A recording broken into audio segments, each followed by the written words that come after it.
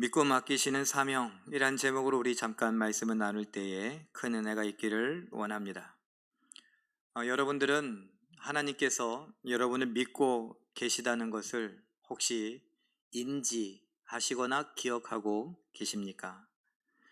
하나님께서 나를 믿는다. 에이, 목사님, 내가 하나님을 믿는 거죠? 이렇게 말씀하실 수도 있습니다.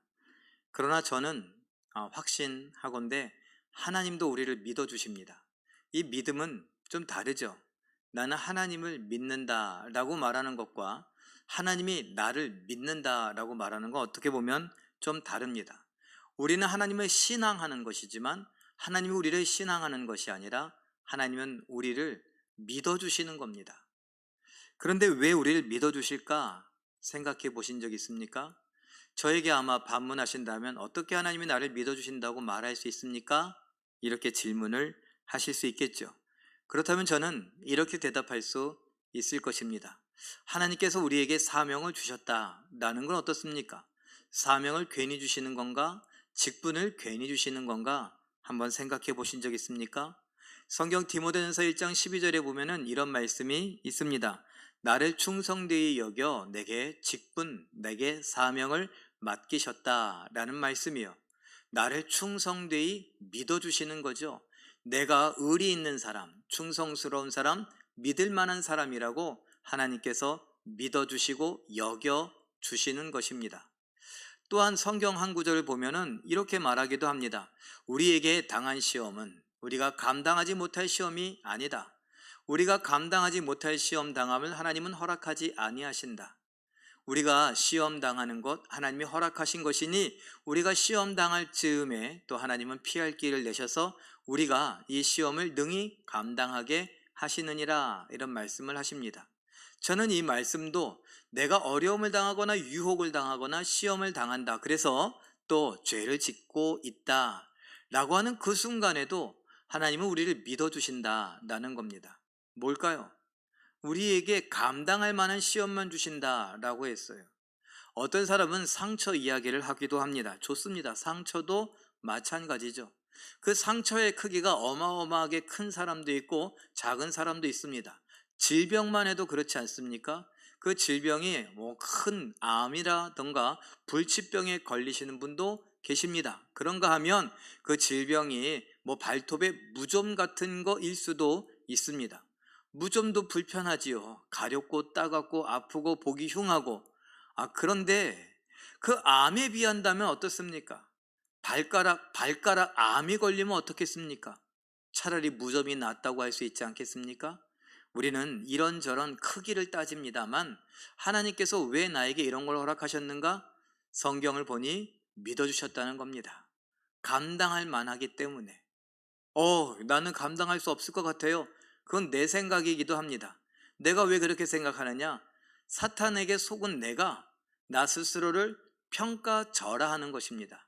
나를 우습게 여기는 겁니다. 하나님은 나를 대단하게 여겨주시는데 세상이 나를 우습게 여겨줍니다. 가만 따지고 보니까 왜 내가 우스운가? 왜 내가 별거 아닌가? 내가 왜 이런 걸 감당할 수 없게 생각되어지는가? 이렇게 생각한다면 나는 저를 놓고 볼까요? 전 키가 작아서, 늘 키가 작아서 핸디캡이고 키가 작은 게 못마땅해서 하나님 175cm는 바라지도 않아요. 173cm, 지금으로부터 8cm만 더 크면 되는데 이거 들어주세요. 안 들어주세요. 아니, 하나님은 이미 응답하셨어요. 그것을 거절하기로. 그러면 나는 키가 작아서 키 큰 사람에 비하면 늘 꿀리는 것 같고, 어떤 사람은 학벌, 공부를 얼마나 잘했느냐, 얼마나 좋은 학교를 나왔느냐, 그러면 그렇지 못한 상황에 처했을 때 어떻게 해요? 음매 기죽어 그래요. 그러면 공부 잘하는 사람이 못하는 사람을 우리나라는 무시하고 멸시하죠. 그러다 보니까 공부 못한 나는, 키가 작은 나는, 얼굴이 좀 못생길 것 같은 나는, 능력이 좀 없는 것 같은 나는, 어떤 돈이나 명예나 내세울 만한 것들이 없는 나, 어떻습니까? 아무것도 아닌 것처럼 여겨집니다. 그래서 나 스스로를 평가절하하죠. 그래서 하나님은 믿어주시는데 내가 날 못 믿습니다. 이거 시험 감당할 만하지 못합니다. 내게 이 시험은 너무나 큽니다. 내게 이 직분은, 내게 이 사명은 너무나 감당하지 못할 만한 것입니다. 라고 말하고 거절하기도 합니다. 그런데 기억하십시오. 내가 중요합니까? 하나님이 중요하지. 내가 아무리 우기면 뭐합니까? 하나님께서, 천지를 창조하신 하나님께서, 이 세상의 유일한 신이라고 하신 하나님께서 나를 믿어주신다면 그곳으로 끝나는 것 아니겠습니까? 오늘 요나서 1장 1절에서 3절까지를 봤는데 배경을 설명할 만한 그림을 여러분들에게 소개하려고 합니다. 이렇습니다. 아수르라고 하는 나라가 점점 세력을 확장해 오고 있습니다. 이스라엘의 북동쪽으로부터 해서 큰 나라가 세력을 확장해 오고 있습니다. 그 세력이 어디까지 왔느냐? 이스라엘 가까이까지 오고 있습니다. 이 배경을 살펴보려면 열왕기하 13장, 14장 여호아하스 왕 때, 그리고 요아스 왕 때, 여로보암 2세 때의 이야기들을 살펴보면 그때가 이런 때였구나 라는 것을 좀 살펴볼 수 있습니다. 여로보암 2세 때 이스라엘은 조금 세력을 확장해서 영토를 좀 넓히기는 했습니다만 아직도 위협적인 존재가 어디이냐 하면 아수르입니다. 아수르가 호심탐탐 이쪽을 넘어오려고 이스라엘을 위협하려고 하고 있습니다. 자, 그런 상황 속에 니느웨라고 하는 곳은 이 아수르의 수도입니다. 대한민국의 수도가 서울인 것처럼 아수르의 수도가 니느웨입니다. 그런 니느웨를 향하여 하나님께서 요나를 보내시며 사명을 맡기십니다. 요나 1장 2절을 다시 한번 읽어봅니다. 시작. 너는 일어나 저 큰 성읍 니느웨로 가서 그것을 향하여 외치라. 그 악독이 내 앞에 상달되었음이니라 하시니라. 아멘. 큰 성읍, 아수르 대국의 성읍, 수도이니까 크죠. 그런데 외치래요. 왜 외치느냐? 그 아래 보니까 악독이 가득하다. 죄를 짓고 있다는 거예요. 죄가 가득하니까 가서 외치라. 뭐 하라고 외칠까요? 회개하라고 외치는 겁니다. 너희가 이렇게 행하는 것은 죄다. 그러니 그 죄를 회개하라. 회개하라는 거 외치면 이 사람들이 회개하면 어떻게 된다는 거죠? 회개하면 용서받는다는 겁니다. 그런데 생각해 보세요. 니느웨는 어떻다고요? 이스라엘을 호시탐탐 노리고 있는 이스라엘의 경쟁국을 뛰어넘어서 위협이 되는 존재라고요. 그 나라가 망하면 좋지, 그 나라가 회복되는 게 좋겠습니까? 이런 생각을 해보면 됩니다. 하나님께서 이스라엘 백성 중에 있는 요나에게 저 아수르의 수도 니느웨로 가라. 가서 폭탄을 터뜨려라. 그러면 요나가 갔을 거예요. 그런데 하나님이 폭탄을 터뜨리라는 것이 아니라 말씀의 폭탄, 회개의 폭탄을 터뜨려라. 죄를 꾸짖어라. 죄를 지적해라. 그래서 회개하게 만들어라. 내가 용서할 것이다. 이런 계획이죠. 그래서 요나가 가기 싫었습니다. 하나님 날 뭘로 보시고요? 난 이스라엘을 사랑합니다. 나는 이스라엘의 애국심을 갖고 있습니다. 내가 원수가 될 만하고 내게 우리나라의 위협이 될 만한 저 아수르의 안위를 구한다는 건, 저 아수르의 죄사함 용서를 구한다는 건 있을 수 없습니다. 하나님, 사람 잘못 보셨습니다. 이런 식으로 행동합니다. 요나 1장 3절이 그렇게 말합니다. 읽어보죠. 시작.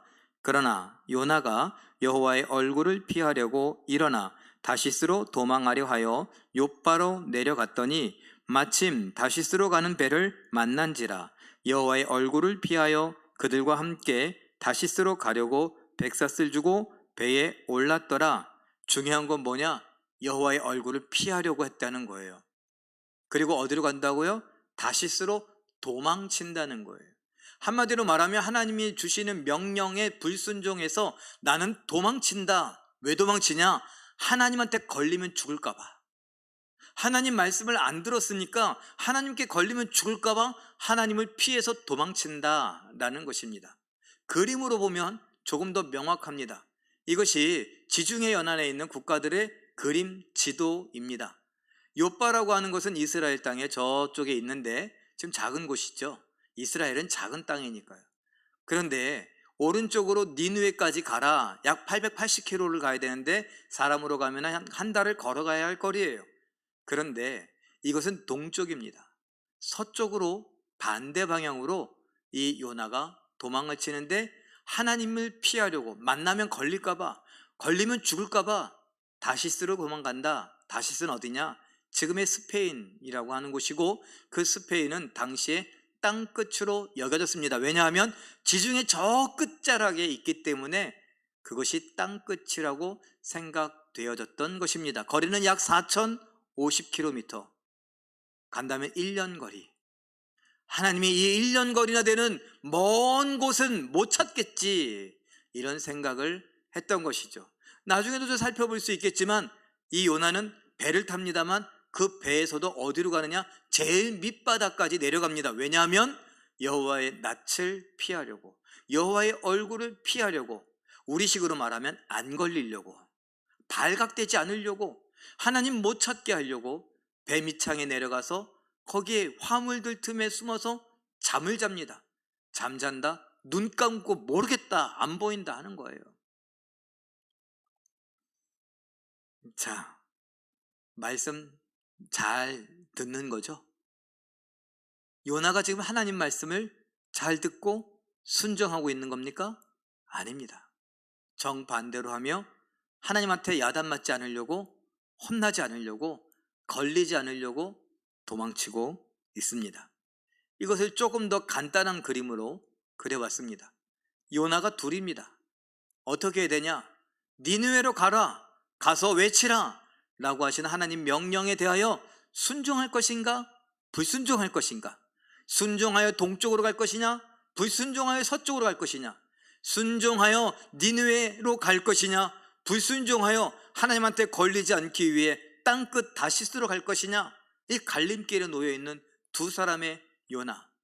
그런데 요나는 하나님 말씀이 아닌 불순종의 길로 선택하죠. 요나, 비둘기란 뜻입니다. 비둘기, 순종적이라고, 평화적이라고 상징하고 있죠. 노아가 노아의 방주에서 이제 비가 그치고 땅이 드러났나 살피기 위해 날려보냈던 비둘기, 평화의 상징, 순종의 상징, 순결의 상징. 이 요나가 나는 하나님께 순결하기보단 국가에 순결하겠습니다, 나는 하나님 말씀에 순종하는 것보단 나는 애국심을 따르겠습니다, 이렇게 말하며 하나님의 명령을 버렸습니다.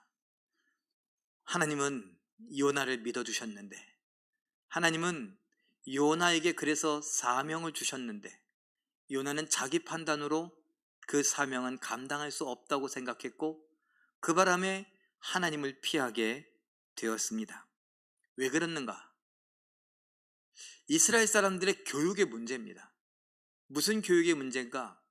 하나님께서 너희는 서로 사랑하라, 특별히 이웃을 사랑하라 그랬습니다. 그럼 이스라엘 사람들 하나님 말씀을 들었죠. 이웃을 사랑하라, 좋다. 이웃은 누구인가? 이웃은 바로 우리 국가, 우리 동지, 우리 같은 민족 사람들 아니겠는가? 이렇게 이웃을 한정지었습니다.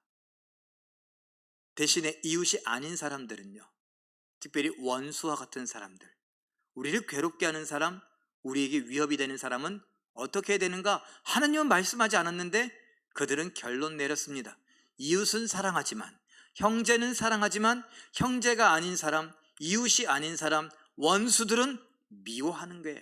이게 하나님 말씀이다라고 생각했던 것입니다. 마태복음 5장 43절이 그 이야기를 다루고 있습니다. 읽어보죠. 시작.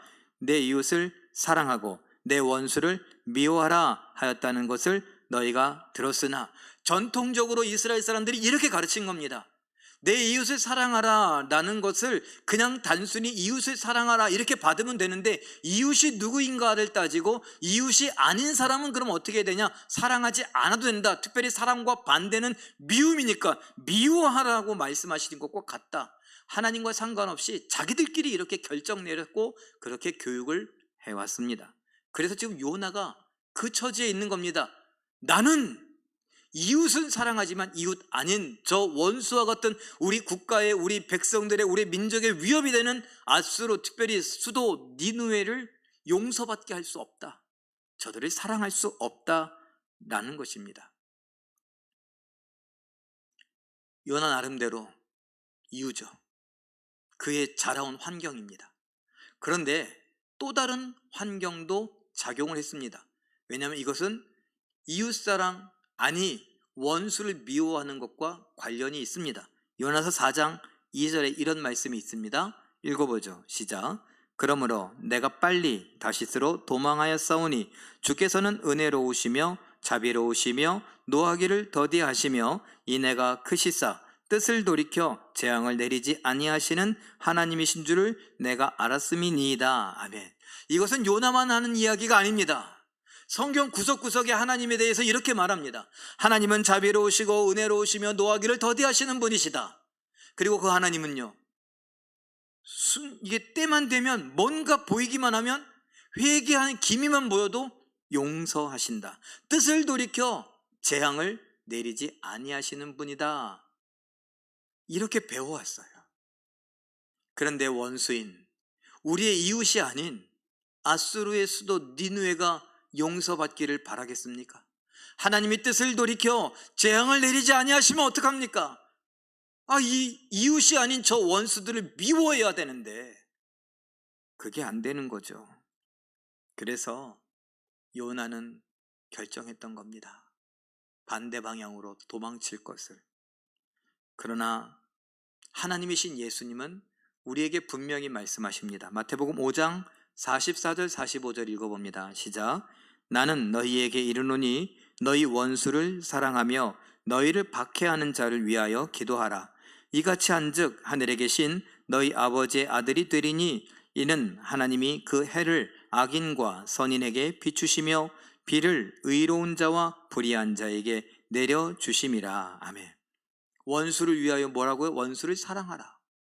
이웃만 사랑하는 줄 알았더니 아니래요. 하나님이신 예수님은 원수도 사랑하라. 그 말은요, 원수도 너의 이웃 범주 아래 넣어라. 이웃의 카테고리 안에 이 원수들도 포함시켜라. 너희를 박해하는 자도 이웃에 넣어주어라. 그래서 그들을 위하여 축복하며 기도하라 라는 것입니다. 원수도 사랑하라. 원수도 축복하며 기도하라. 그래야 우리가 하나님의 아들인 것이 드러난대요. 하나님의 아들이라면 그렇게 한대요. 예수님이 하나님의 아들이신 걸 우리는 잘 알고 있습니다. 그럼 예수님이 하나님이십니다.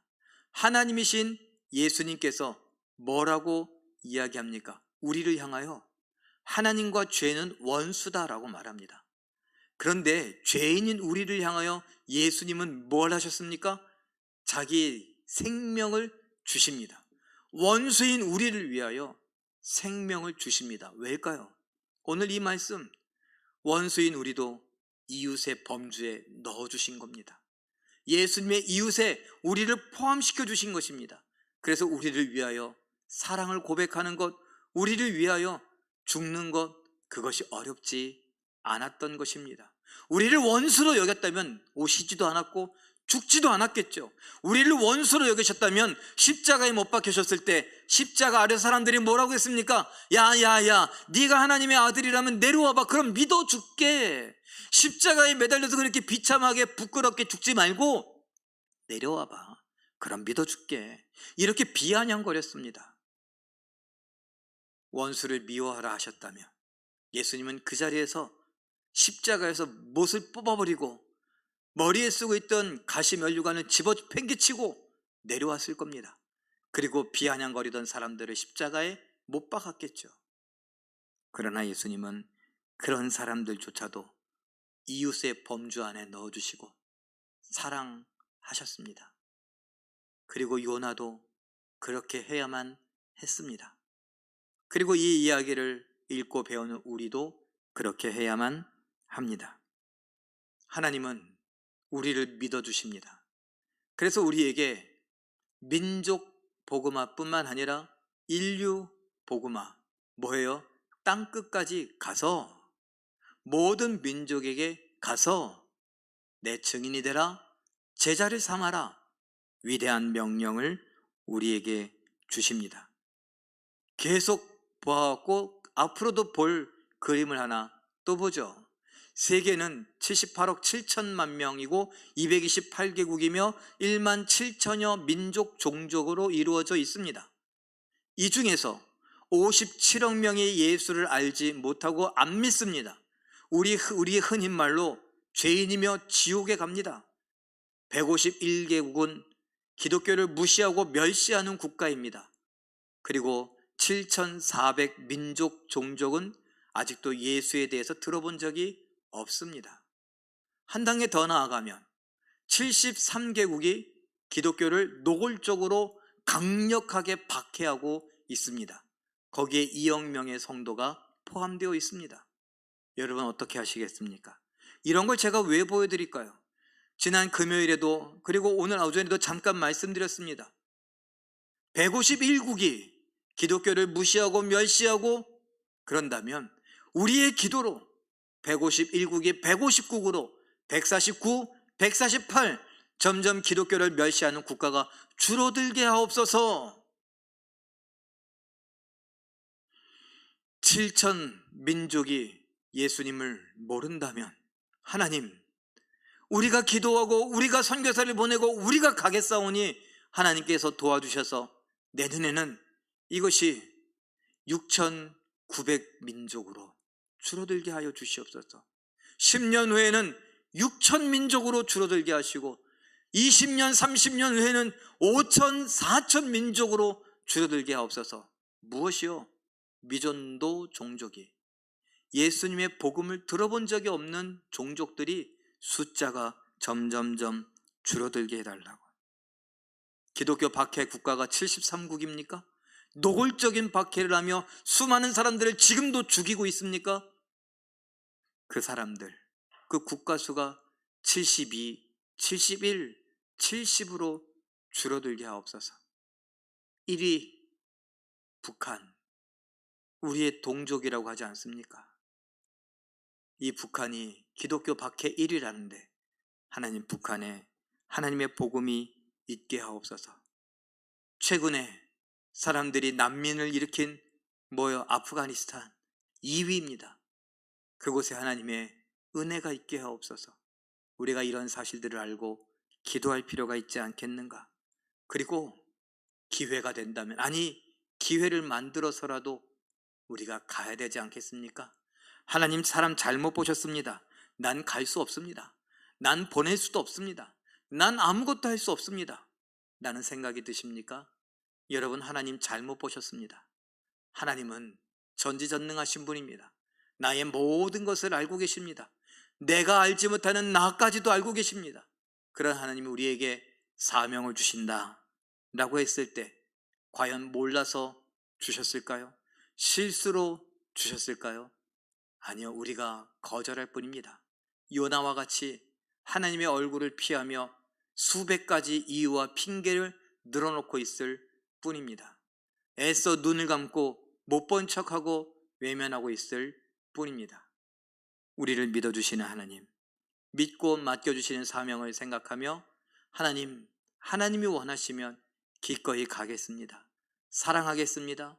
용서하겠습니다. 섬기겠습니다. 복음을 증거하겠습니다. 라고 순종하며 하나님께 영광 돌려드릴 수 있는 우리 모두가 되시길 예수님의 이름으로 축원합니다.